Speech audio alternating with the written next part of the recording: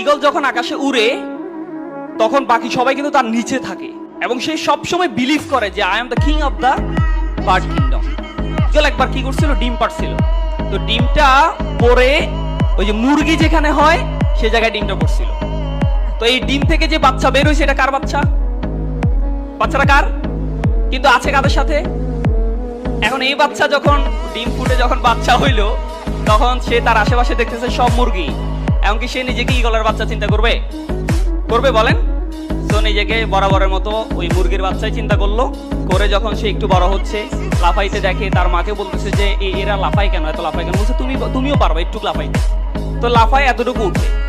সে believe করছে যে মুরগি মানে হচ্ছে এর চেয়ে বেশি উঠতে পারে না, তাই তো নাকি? কিন্তু আসলে কি সে মুরগি ছিল? ছিল না তো। সে কিন্তু মুরগি না, সে কিন্তু ঈগল। সে যদি বিলিভ করতো যে I am the king of the bird kingdom, তখন কিন্তু সে আকাশে থাকতো। তাহলে এই যে বিশ্বাসটা, দৃষ্টিভঙ্গিটা, এটা যদি আমরা চেঞ্জ করতে না পারি, যত ক্যারিয়ার মিট আপ, যত স্কুল অফ ইঞ্জিনিয়ার, যত ধরনের মোটিভেশনাল সেশন আমরা নিই, বাট আমার নিজেকে আমি ডেভেলপ করতে পারবো না। এই জন্য আমাকে we have to change our attitude. এবং দেখেন, একটা দৃষ্টিভঙ্গি কিন্তু মানুষের জীবন পরিবর্তন করে দিতে পারে, পরিবর্তন করে দিতে পারে। এক লোক বক্তব্য দিতে আসছে, এরকম বক্তব্য দিতে আসছে আমেরিকার একটা শহরে। তো ওই শহরের বদনাম ছিল যে বক্তব্য খারাপ হলে ডিম মারবে। তো সে কি করছে, যে বাজারে গিয়ে, বাজারে যারা সদাই টদাই করে, দোকানদার ডিম বিক্রি করে, তাদেরকে জিজ্ঞেস করছে যে আজকে বাজারে ডিম কেমন বিক্রি হচ্ছে। তো সে বলছে সব ডিম খালি হয়ে গেছে।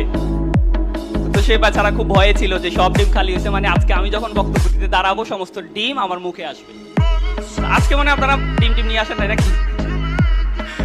যাই হোক, তো পরে একটা সময় সে চিন্তা করছে যে আমাকে চেঞ্জ হতে হবে। তার অ্যাটিটিউড, তার দৃষ্টিভঙ্গি তাকে পৃথিবীর এক সময় বিখ্যাত বক্তা বানিয়েছে। কি নাম তার জানেন? Mark two one.